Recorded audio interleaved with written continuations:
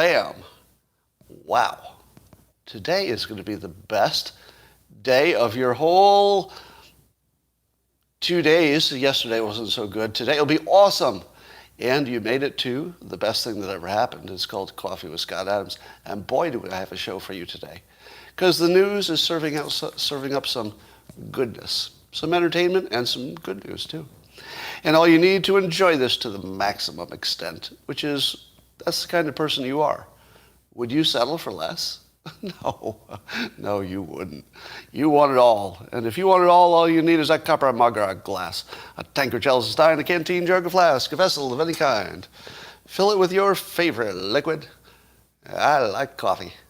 And join me now for the unparalleled pleasure. It's the dopamine hit of the day. It's called the simultaneous sip, and it's going to happen now. Go.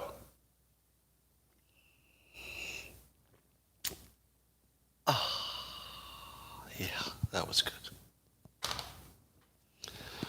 Well, in the most important news of the day, an Israeli team of scientists trained a goldfish to drive.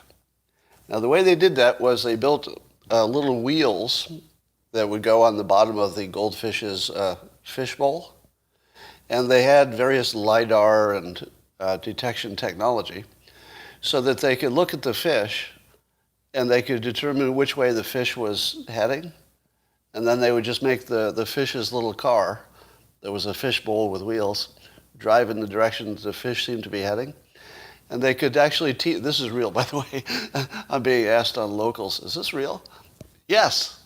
I mean, it's really in the news. I mean, I don't know if that makes it real.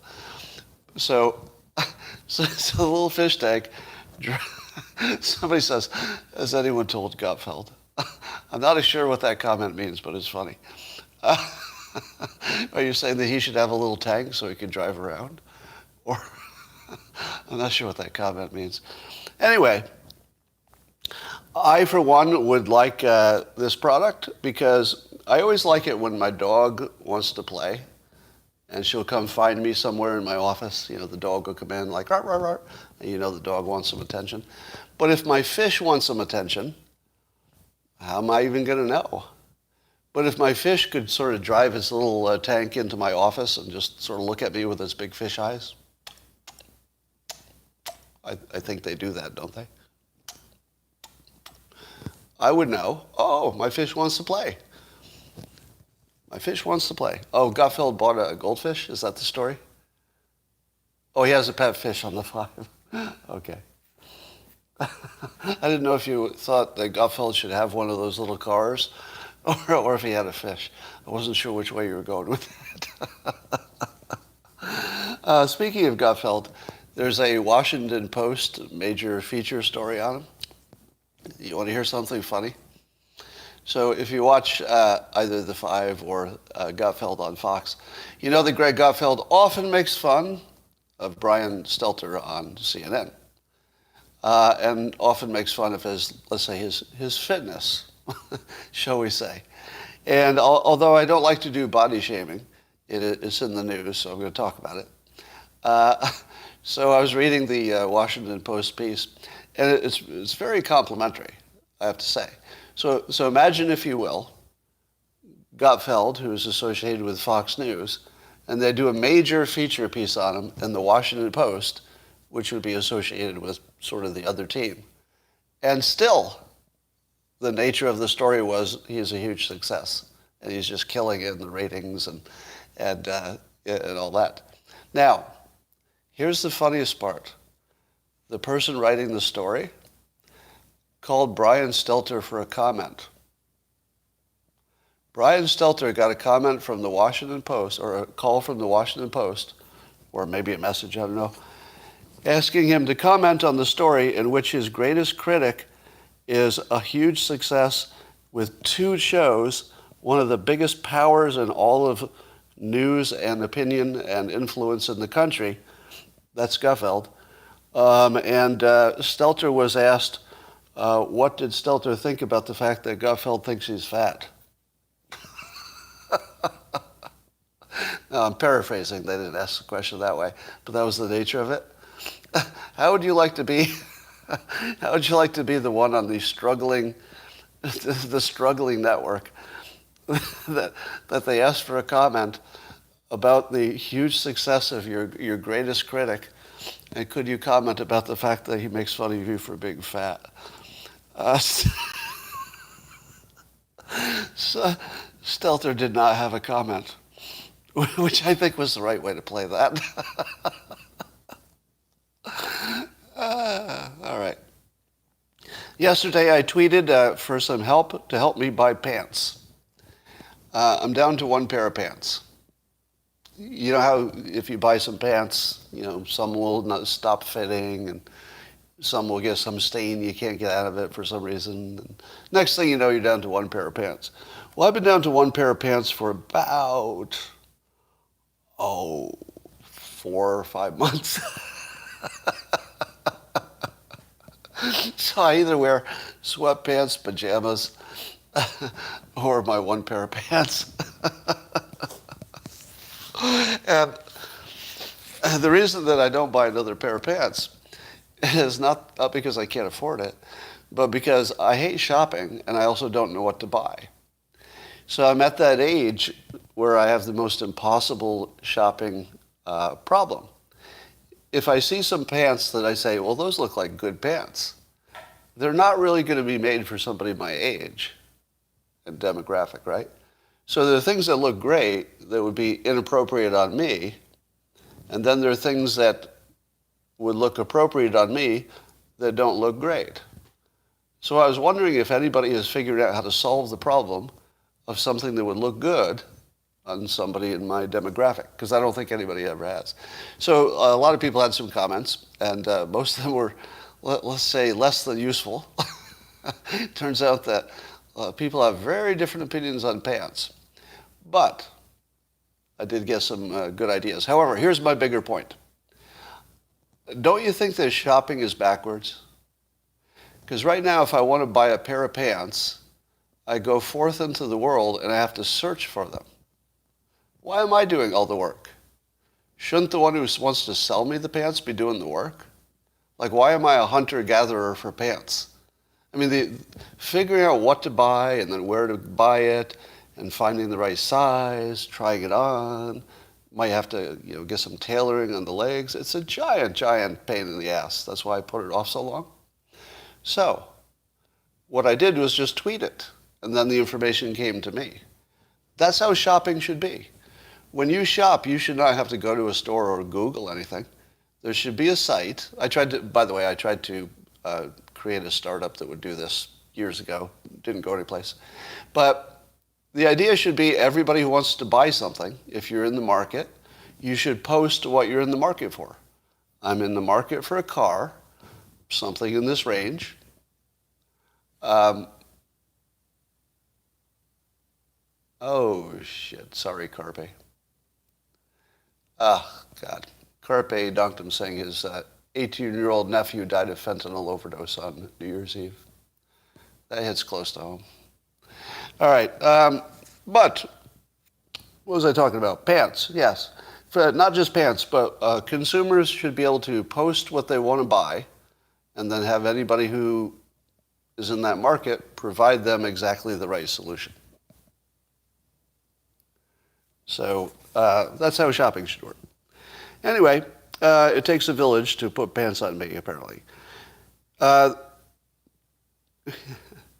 Rasmussen asked this poll, said, should social media, and they mentioned Twitter and Facebook, should they regulate content?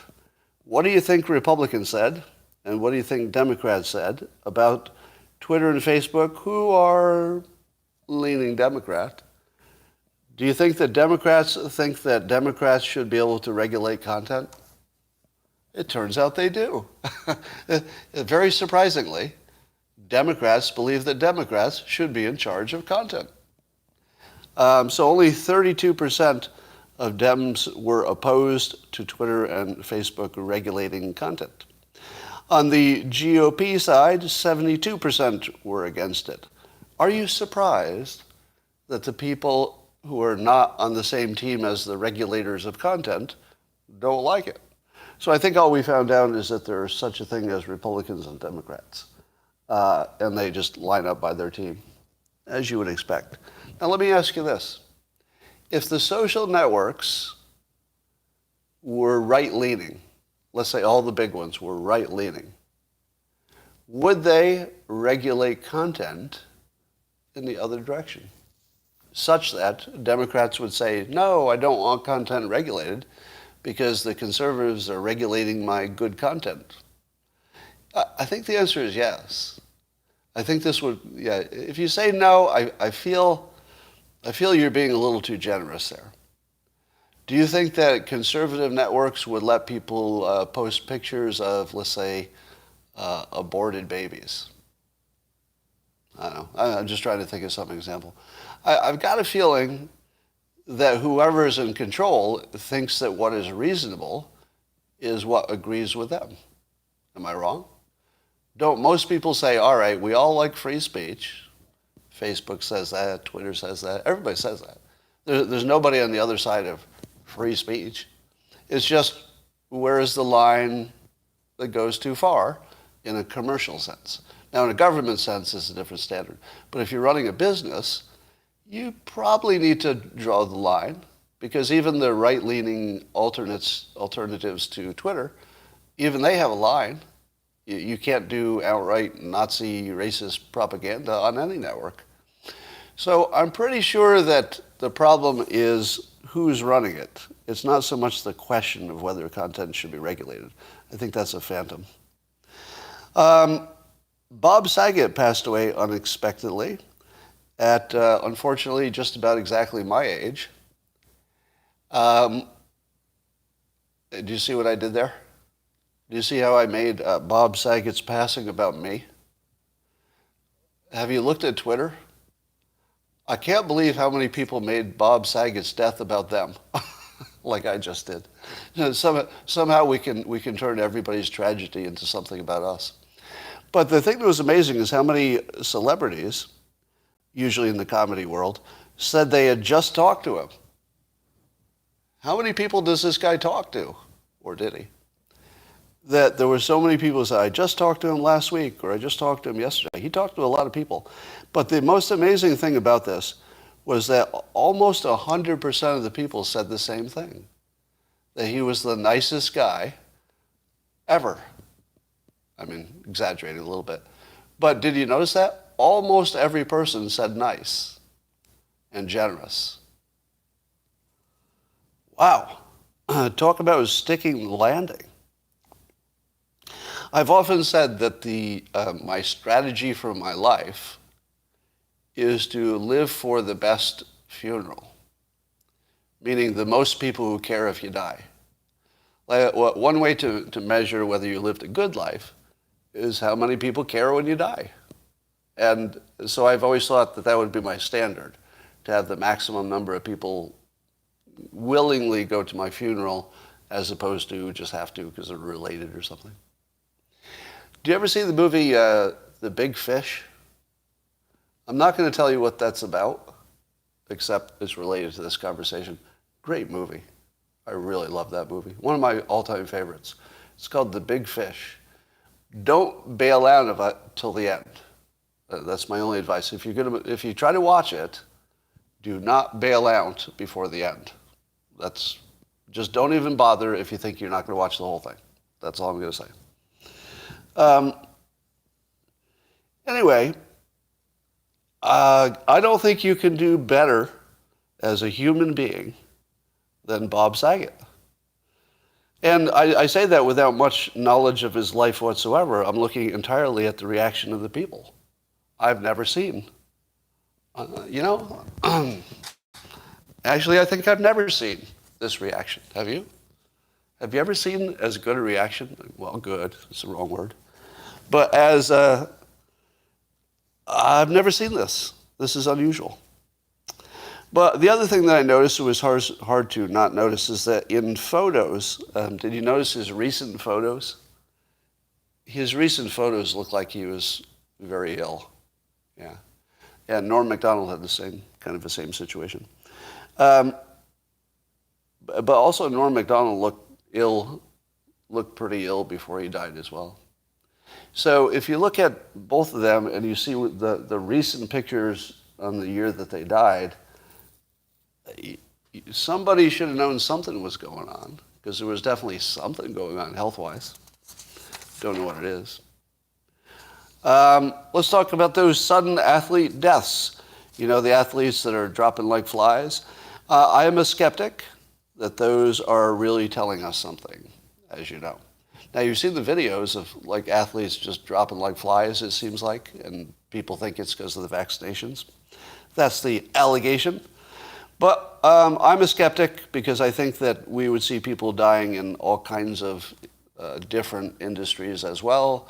And it would just be so obvious, especially within the sports leagues, that the other players wouldn't be able to talk about anything else, right? If this were true, it's all we would be talking about. It's all we would be talking about. So I saw a fascinating thread on Twitter in which a user named Rainbell Jangler decided to challenge some of the claims and looked at a long list of actual names and people who had recently dropped dead of a heart attack in professional sports or high-end sports. And this critic noted that very many people on that list had not been vaccinated. So it was the list of people who had been vaccinated and then died suddenly. Except the list of people who had been vaccinated and died suddenly included a lot of people who would not have been even eligible for the vaccination at the time of their death. In other words, somebody who was 16 who couldn't have gotten the vaccination when he died, somebody who was 64 and retired, couldn't have been vaccinated, blah, blah, blah. So it's easy to demonstrate that a lot of the people that are claimed to be after vaccination were actually not vaccinated at all.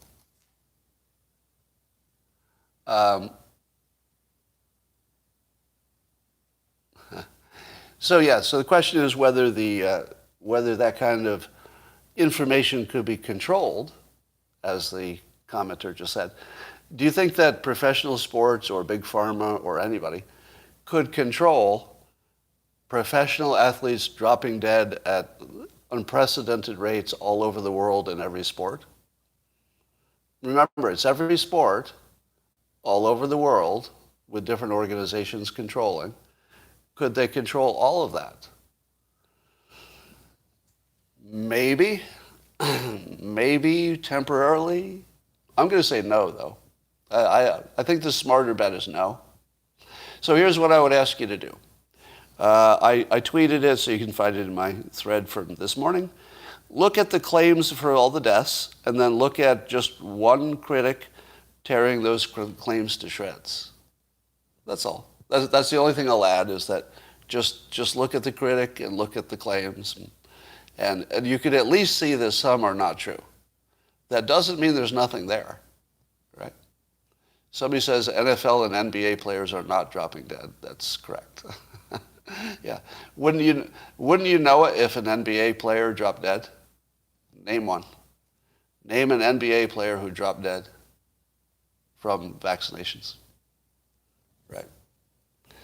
All right. There is an effort going on to try to create a vaccine for addicts. They don't have it yet, but apparently since the 50s, this idea has been kicking around, and it sounds like it might be achievable, but they're nowhere near it yet. It's just an effort to see if they can do it. So what they plan to do is just try to do some kind of a major trial once a year. This is the University of Minnesota. No, wait, no, it's recently the University of Washington is doing it. So this might be 10 years off before we see anything, but imagine that. Imagine a vaccination for addiction. Maybe. I mean, it would be one more thing to worry about, right? Somebody says addiction is a mental illness. No.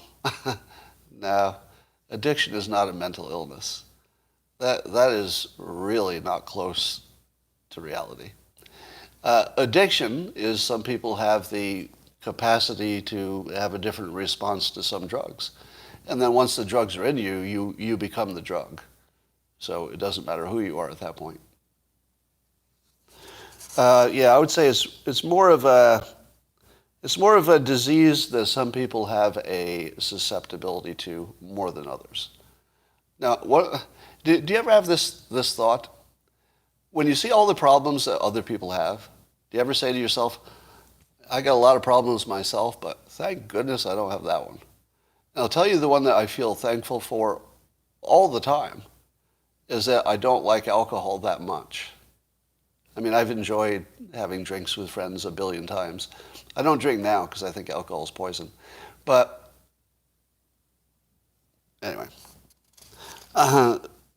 new studies on exercise and dementia. Did you know that studies in the past have shown that exercise can reduce your risk of dementia by 30 to 80%?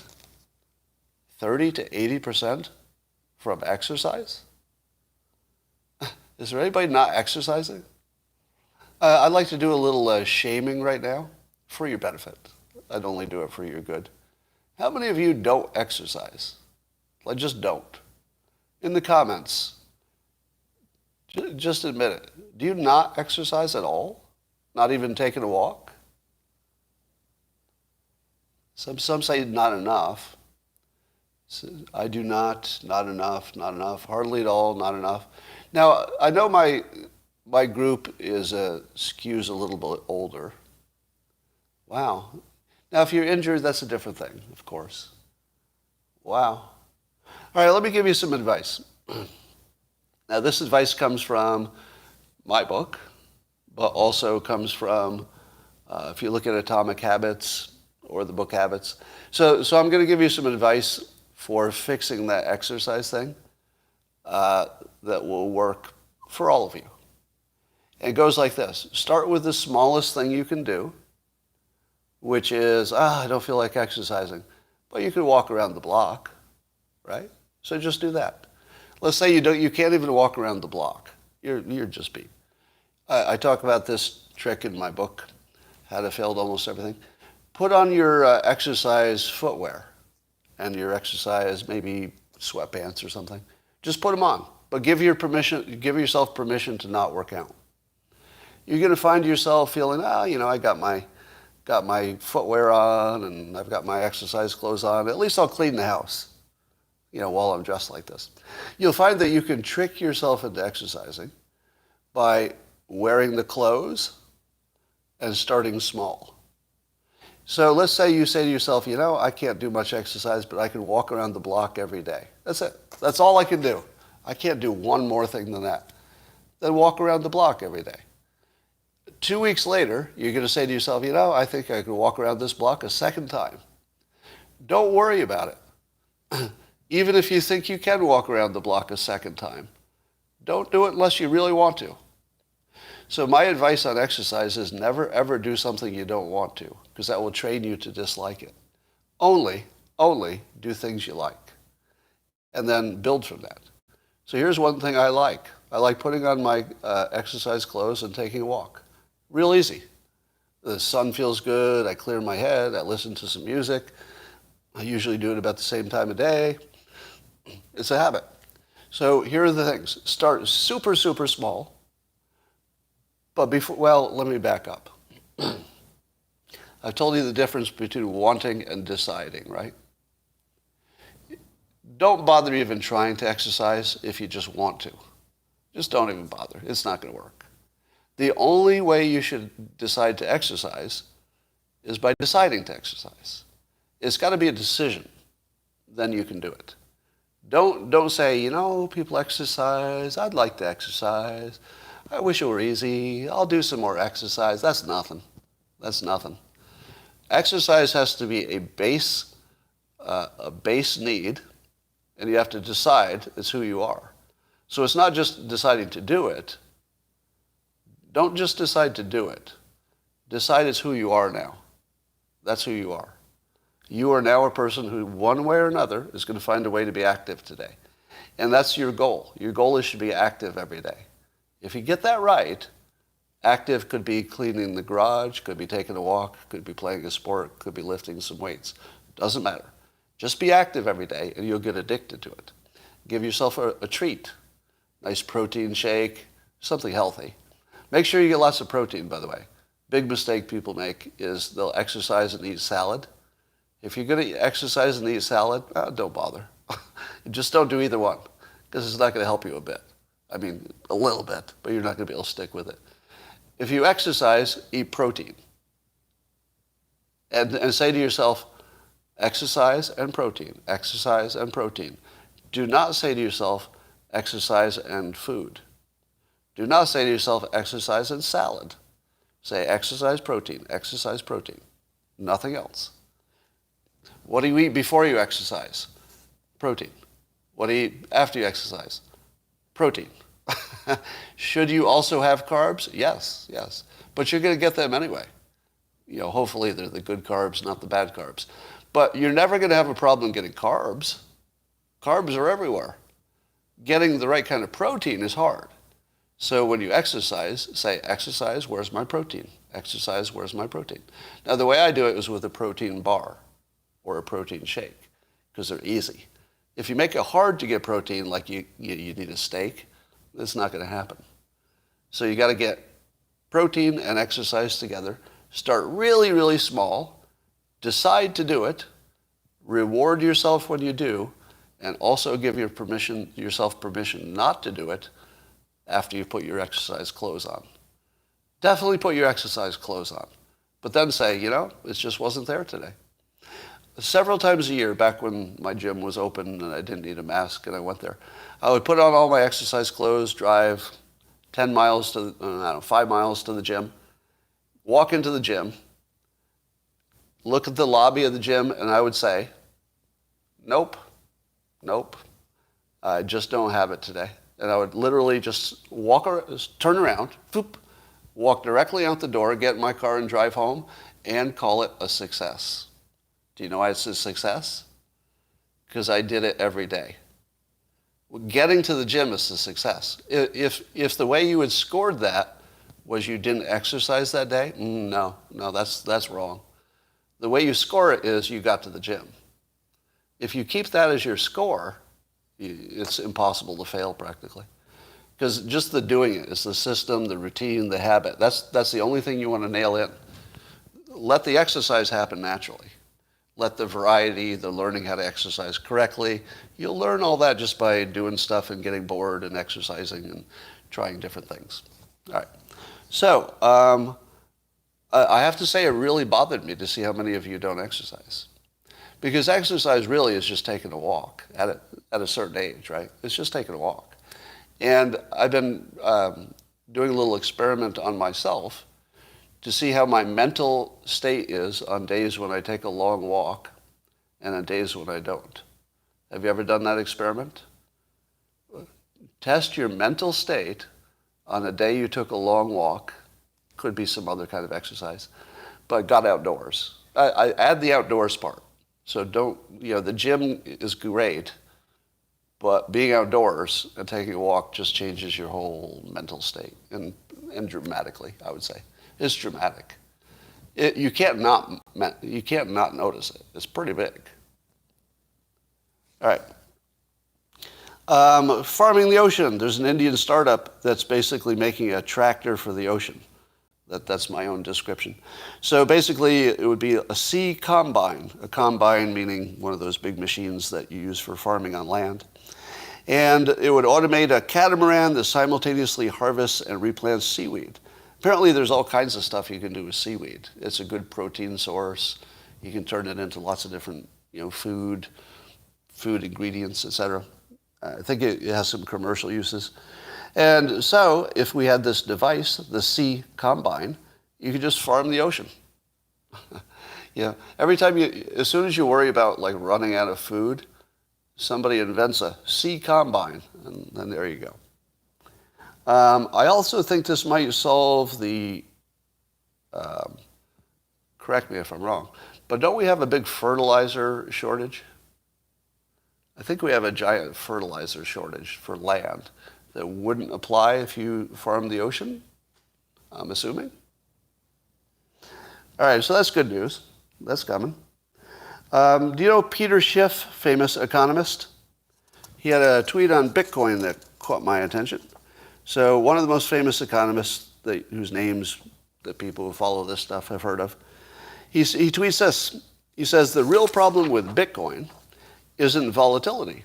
Volatility means Bitcoin can't function as a currency, but it makes it very appealing to traders and speculators. The real problem is that Bitcoin has no underlying value to support its price, making a terminal collapse inevitable. So he says that Bitcoin is inevitably going to collapse because there's nothing that supports it, no physical asset or anything. And here was my tweet response. Isn't the entire economy supported on a platform of psychology? Do you think that Bitcoin is the one part of our economy that depends entirely on psychology to exist? I feel like that's the whole economy. The economy is nothing but a psychology invention. It's the psychology of knowing that if you pay for something, you'll probably get it. The psychology of knowing that if you don't get it, you have a recourse, the courts, or other recourse. The capitalism itself is nothing but a psychology device. Why would you pick Bitcoin out of all that psychology and say this is the one that doesn't have backing? None of it has backing. Does it? Does it? Now, the argument for the US dollar having a real value is that you can always pay your taxes in it. So you always have that. You can always pay your taxes. But all it would take is one big country that would accept Bitcoin to pay the taxes, and I think that creates a market, doesn't it? So, more boring than COVID. Goodbye. I will solve you of your pain. You are hidden. Oh, he sells gold. Schiff sells gold. Okay, so I wouldn't buy this opinion. I saw a tweet thread from Yuri Deigin, I think, who did a deep dive on Dr. Malone's claim to be the inventor of the mRNA platform. How do you think that turned out? What do you think happened when somebody did a deep dive and looked at all the patents and what names are on them and what the dates are and how important they are? Did it turn out to back Dr. Malone's claim that he would be one of the inventors of the mRNA platform?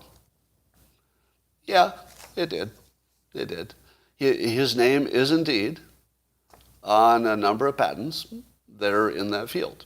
Now, as other people have said, there were thousands of people who contributed in different ways. But you really need to read this thread, because if you don't understand how names get on patents, you need to. All right, how many of you have big company experience and have been through the patent process? I have. What happens? What happens when you're a worker and you have a patent idea and you come up with a good idea? You're a worker at a big company. Whose names are on the patent? It's your idea only. You're the only one who did anything useful. Some other people helped in ancillary ways. Whose name? That's right. Your boss's name is on the patent, isn't it? What did your boss do? Maybe assigned you to looking into a field or something, maybe didn't. But it is standard procedure to put the boss's name on a patent, just because the boss could make you do it. Hey, I'm part of this team, and my team did this, so I'm going to put my name on there. Now, what about somebody who was just on the team? Do you think that anybody ever got their name on a patent because they attended meetings and maybe just did what they were told? Yes, routinely. It's very common for multiple names to be on a patent. Do you think all of the multiple names on the patent did something useful? Or were they just sort of on the team? Well, I won't give away the details, but if you look at, I tweeted this, so you can find it in my Twitter thread. If you look for Yuri Deigin's take on this, he goes through a great deal of analysis. And his bottom line, if I could characterize it this way, is that Dr. Malone is what you call a team player, which means he was definitely on the team. He attended the meetings, and he worked on it. I mean, I'm not saying he did nothing. He obviously did. He did things that mattered enough to get him on the patent. And in one case, the allegation is that one of his key patents was just something that the real inventor told him to do, and he just executed it. So in one case, he may have executed something that was actually somebody else's idea. Now, I'm not going to allege that any of the claims of Dr. Malone are true, or those of his, let's say, I won't say a critic, but somebody who looked into it. I can't tell you who's right. But I will tell you that the very moment I heard that he was claiming these patents, how many of you with corporate experience said, his name's on a patent, does that mean anything? How many of you said that to yourself silently? Okay, all I know is his name's on it. That doesn't mean anything. Could have been the boss, right? Yeah, everybody with corporate experience knew that wasn't really a thing. But we can neither confirm nor deny that his work was important. It's just a question. The CDC now is getting really weaselly on whether their numbers of COVID deaths are real or exaggerated, because they would include some number of people who died with COVID instead of because of. What would be your guess of the percentage of overcount, if there is an overcount? Even that's uncertain. But if you had to guess, just knowing, based on your, understanding of life, you've lived it for a while, you've seen things that work and things that don't. We don't really have any information. But what's your guess of how overcounted it is? All right, I'm seeing lots of everything from 25 to 50. Yeah. And how overcounted would it have to be before you would say to yourself, we did everything wrong? Here's my take. If it turns out that we overcounted by 20%, I would say that doesn't really matter to me. How many of you would be concerned, and this is just hypothetical, if we found out, as if we could know that really, probably never have good data, but if it was 20% overcounted, would you be concerned? Because I think we would have acted the same way. If it were 50% overcounted, so that let's say it was half as much as they reported, then would you say we overreacted? Then it starts to get sort of a jump ball, isn't it? And if it's 80% overcounted, well, then we really overacted. We really overacted. I'm gonna put out a prediction. This is not based on anything that I could point to other than living in the world. So this is just a living in the world, experiential, just best guess. 25% overcounted. Now, could I be wrong? Yeah. Yeah. So when you judge me for being wrong on this one, which seems likely, by the way, because we would all be guessing on this one. When you judge me wrong, just remember that I told you that we would all have to just guess on this one. So the predictions that I make that you should give a little more credibility is when I give a reason. Like the Trump winning in 2016, I showed you my work. But I'm not showing you any work here. I'm just saying, I don't know, it just feels like we couldn't be that incompetent to be that far off. But maybe. It's not impossible. Now, there's also an argument that they were undercounted. And the undercount argument says, how do you know what you don't know? What if people were dying at home and nobody tested them? Are there people who died at the age of 95 at home who were not tested for COVID? Probably, don't you think? You don't think somebody died at 95 at home, just suddenly, heart attack or whatever, and that they might have had COVID and it might have been the reason. But who's going to test you if you're 95? Because it doesn't matter, right? You just say, well, it doesn't matter.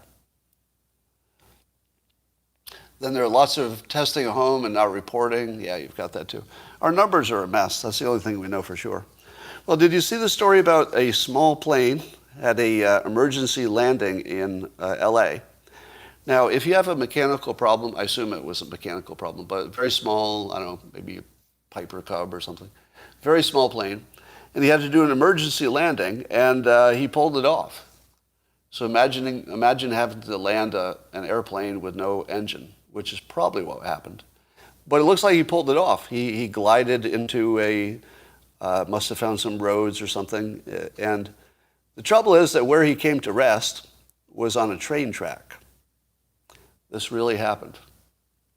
A guy did a successful, I'll call it a crash landing but the plane wasn't destroyed. He landed it well enough that the plane was intact, but it was on a train track. And he survived. He was kind of beat up. But the train was coming. That's right. He landed his plane successfully on a train track. And the train was coming. The emergency crew was there quick enough. And as the train was coming, they struggled to get him out of the plane because he was, strapped in. They got him out. And then the train took out the plane. The train took the plane apart like it was made of balsa wood, which they almost are because they're made to be light. It was a Cessna 172, was it? It's funny, it didn't look like it. Huh. And he, I don't know how well the guy was doing, but he was alive when they took him out of the plane, and it looked like he would have survived. So the fact that this was on video is just amazing. You have to see it. Just Google that if you haven't seen it. So remind me, is this true? Was there a time when people were pointing to Australia as the model of good leadership in the pandemic, and that Australia was following the science better than other people?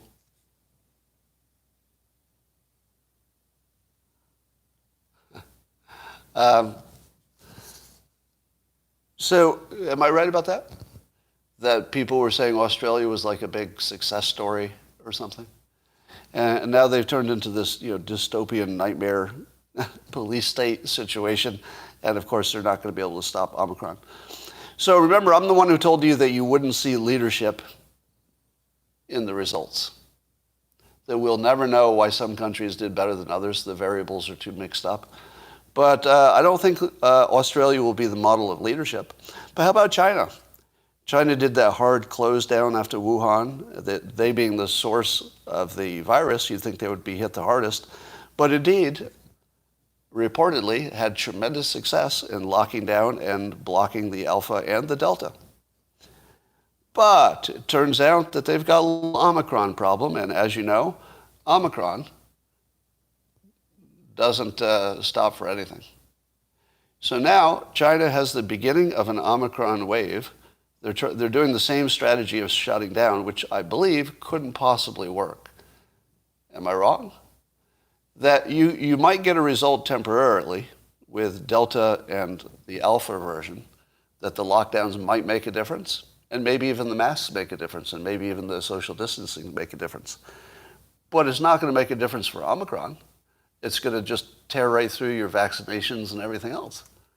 So the timing is that there's going to be a massive Omicron wave in China, I think. I don't know how it could be avoided. At the same time as what I call the Omicron Olympics. They are so screwed. I would not want to be China right now. They are so screwed. This Omicron is going to make things really sketchy. And as people are arguing that Omicron makes arguments about vaccine mandates just irrelevant. I feel as if the Supreme Court could just say, well, Omicron makes vaccinations irrelevant, so just forget about your mandates. Because I think there's a legal case for that now. That the situation before is that you could make a reasonable case that if you got vaccinated, you'd have some protection. But if Omicron's the only thing we're worried about at scale, we'd still be worried about some Delta breaking through. But at scale, the only thing we're going to be worried about pretty soon is Omicron, and your vaccination isn't going to stop it, and it's not going to kill you, in all likelihood. So I feel like the argument for any kind of mandates is just dissolving. How many of you think that the Omicron is a natural variant? I asked this question on Twitter, and it was roughly half. Half of you thought it was natural, and half of you didn't. Now, here's the argument for natural. All viruses go this way. That eventually the way any virus dies out is that it creates its own vaccine, basically, in a sense. So that the virus will mutate until you've got one that travels fast and infects lightly. And then herd immunity happens and everything's good. So one argument is it happened pretty much exactly when you'd expect it to. The variant emerged. It has exactly the characteristics you'd expect it to have, and it's acting the way you would think it would. So that argues for natural, right? I would point you to the ethical skeptic. Just Google his account and follow his takes on the science when they look at the nature of the Omicron variant. And the counter argument is if you look at it closely, there just isn't any way it could be natural. Now, this is people who know more than I do, looking at things I can't see. So people who know more than you looking at things you can't see might be right. They might not be. But I think the argument looks pretty strong, not conclusive.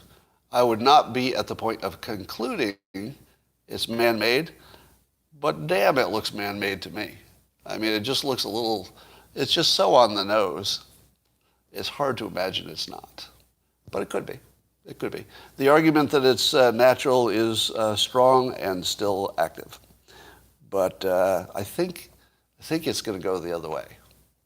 If I had to put money on it, I'd say it was made in the lab, if I had to bet. All right. Let's talk about the Patriot Front. So I asked how many of you thought the Patriot Front was a real group. So they're the handsome, tall, fit, young white men who do these very theatrical marches with flags as white nationalists, but people don't kind of know too much about them. Well, it turns out that the Southern Poverty Law Center does know a little bit about them, or purports to, and has a report on them. And here's how they describe the Patriot Front. This is from Southern Poverty Law Center. Patriot Front is an image-obsessed organization. An image-obsessed organization. Keep that in mind. They're image-obsessed. That rehabilitated the explicitly fascist agenda of Vanguard, America. I guess that was some other racist group. With garish patriotism. Patriot Front focuses on theatrical rhetoric and activism that can be easily distributed as propaganda for its chapters across the country. Now, how does that fit with what you saw? I feel as if image obsessed is a little too convenient. Meaning, how many racist groups that have this actual ideology could be this organized and this theatrical? I don't think so. I don't think so. Maybe. Anything's possible. But when you tell me that they're image obsessed, it also looks like a Lincoln Project fake out, doesn't it? I mean, what would be the difference between somebody who's trying really hard to look like a proper racist and somebody who was faking it by trying really hard to look like a racist? So the explanation is they're not fake racists trying to look like real racists.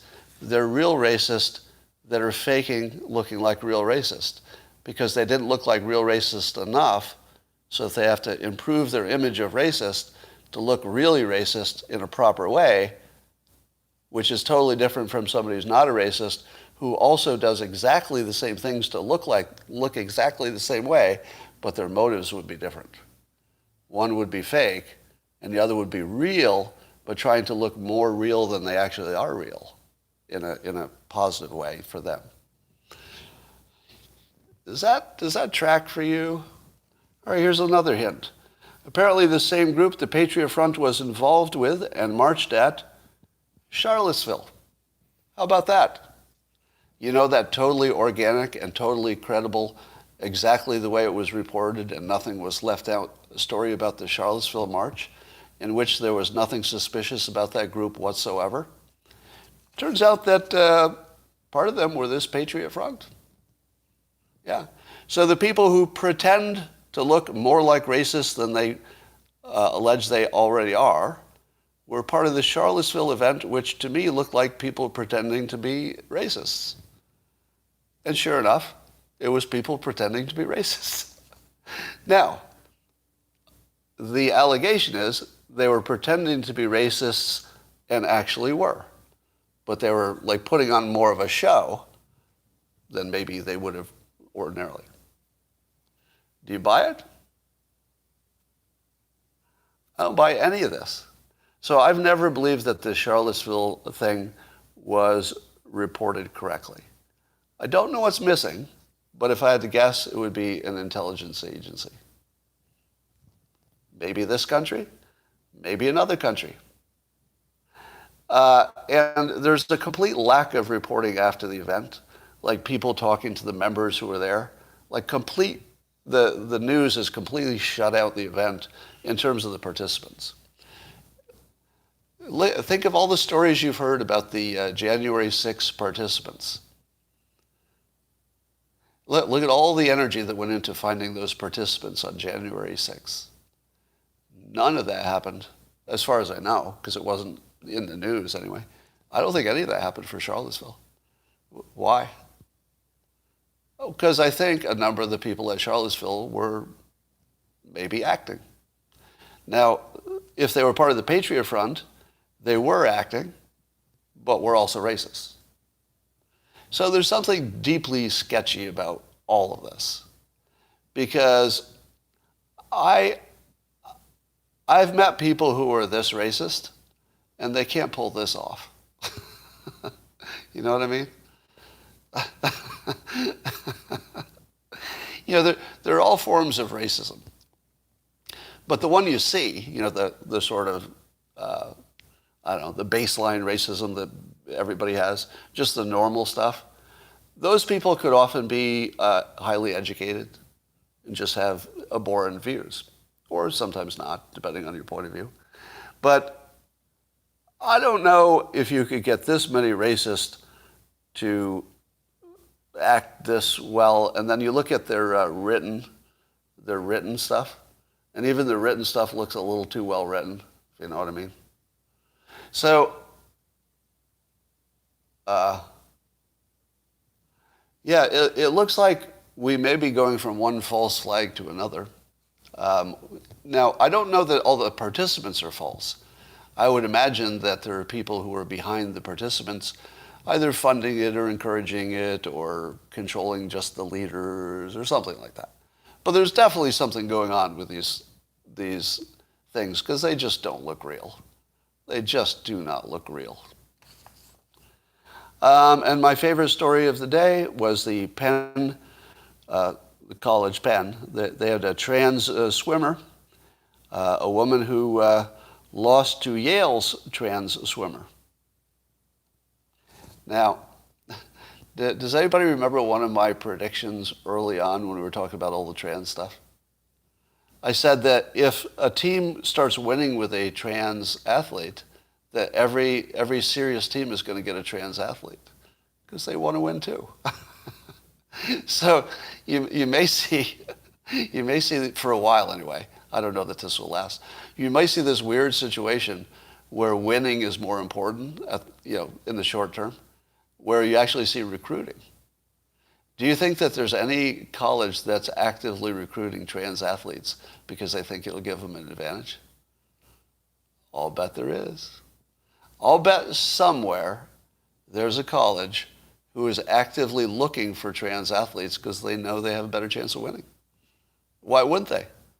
It may. I'm not saying that Penn did this or Yale did this. I have no reason to believe that. But somebody's going to do this, and when somebody does, they're just going to win everything. And then what do the other schools do? Do you think that you would continue competing and losing when you put a lot of money into your school program and it meant a lot and stuff, but you're just getting your ass kicked by all the other schools because they have trans athletes? I think you have to get one, don't you? You're almost going to have to compete. So I say again, as I've said often, the whole trans thing is it's a diversion from what our real problems are. We have two problems that I've said are huge problems forever, before the trans were even involved in it. Number one, our bathrooms are all designed wrong without the proper amount of privacy. So that's number one. Our bathrooms are all designed wrong. There should be a way everybody who is, got the shy bladder or they're trans or anything else, whatever you got going on, ideally you should be able to have a private bathroom that doesn't bother anybody else. Secondly, sports are broken. You should only be competing with people who are the same level of talent, no matter what. And if you can't fix that, don't complain about the trans. The trans just highlighted the fact that the way we organize sports was never right in the first place. That we shouldn't be giving scholarships for sports. Like, if it were not a tradition to do that, and somebody came up with the idea, you wouldn't be in favor of it. Let's say there had never been any school sports, and somebody said, let's start a school sport, and the best ones will get free scholarships. And you'd be there thinking, what? Well, I don't play that sport. Are you telling me you're going to introduce a new thing that only people who are not me can maybe get a scholarship? How about giving me a scholarship for what I'm good at? How about something about academics or being on the school paper? How about that? Like, why are we all getting excited about some small group of people who have a talent that I don't have? I don't think that you could introduce school sports if you knew what they were, like if you could describe them as we see them in 2022. And then you could go back in time where they never existed and said, this is what we want to get to. So here's my idea. We're going to introduce sports, and then if everything works out, we'll be exactly what we see in 2022. Nobody would approve of that. We only drifted into this weird situation, and then the trans thing just uncovered the fact that we have a poorly constructed system. That's all it was. Blaming the trans for a bad system doesn't seem fair to me. Now, I also had this conversation the other day. One of the reasons, and it's maybe the biggest reason, that I'm super pro-trans is that I imagine how I would have felt. I'll just make it personal. How would I have felt if I was a person born in the 30s? I don't know, pick your year in the past. And somebody said, I think black people should be able to play baseball. And I'm something like racist from the 30s or something. Like, how would I feel about that? Well, I think that was a bad idea, probably, because I would be a product of my time, and I'd be like, I hate that. Then how would I feel if I were similarly sometime in the past and somebody said, women want the right to vote? And I'd be some old-timey, sexist. I'd be like, what? Women voting? That's crazy talk. Next thing you know, everything will be woke. No, I wouldn't have said that. But but when I hear people talking about trans, to me it sounds the same. Now, I don't know if it is the same, because I'm the guy who tells you don't use analogies to make decisions. But I'm very concerned that I don't want to be that guy in the 20s. You know what I mean? So a little bit is about myself. It's not even about the topic. It's about who you want to be when you grow up.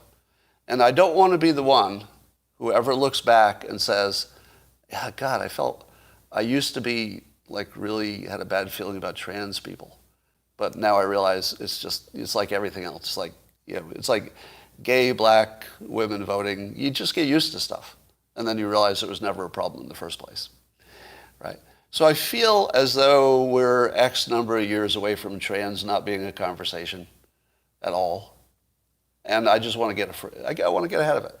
I don't want to be the guy who figured it out later. That's all. Now, somebody says it's wishy-washy.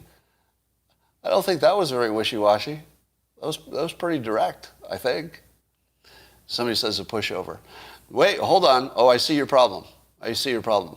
You're saying that, I'm not saying we should give trans everything they're asking for. Did that sound like what you heard?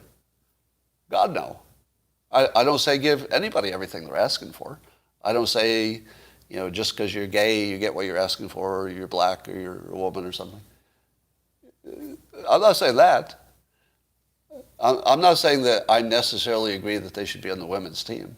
I'm not saying that I necessarily agree they should have the same, restroom privileges. I just say it's a problem. I wish we could fix it. But don't assume the problem is the trans. The problem might be the system. But I agree with you that if there's anything about how we navigate, who can do what, if any of it's inconvenient for you or your family, complain. I would. There's nothing that says trans got to get what they want. Like, I'm not making that argument at all, right? Everybody's got to fight for what they get. Our system is about power. It's not about what's fair. So if they accumulate enough power to get what they want, then they'll get it. And if they don't, they won't. But I'm not arguing they should get what they want. Everybody has to fight for what they want. That's not my job.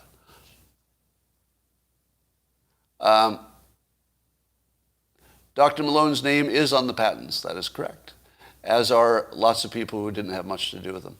Typically with patents, there are people whose names are on them that did not have a lot to do with them. That's an ordinary situation. But at least one of those names probably did have a lot to do with them. You just can't tell by looking at the patent. All right. Oh, that's interesting. Somebody was talking about moving into transhumans. Yeah, when we become part machine and part people, the trans argument is just going to seem silly.